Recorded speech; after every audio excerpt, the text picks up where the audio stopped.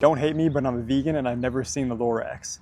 But recently I was on a bike ride in Atlanta and I came across this huge tree stump with a plaque with the quote on it by Dr. Seuss, and I found out it was from the Lorax. And it says, "Unless someone like you cares a whole awful lot, nothing is going to get better." It's not. And when you first hear that, it might seem a little pessimistic, but honestly, I don't think that's the case.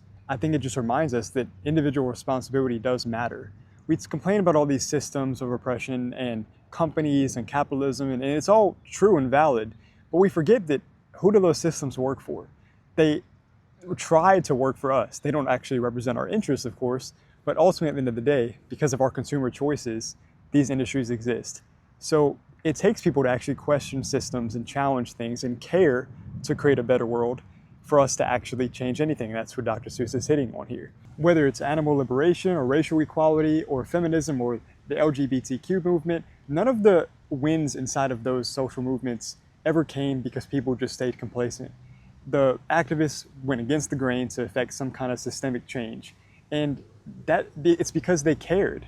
They took Dr. Seuss's advice. They became people who cared so much they couldn't just continue lives as normal and uphold the status quo. And that's what it's all about at the end of the day. You can't just be passive if you want the world to change, because that's unfortunately not how the powers that be work. So just think about that. What are y'all's thoughts on this quote? Because I found it genuinely impactful.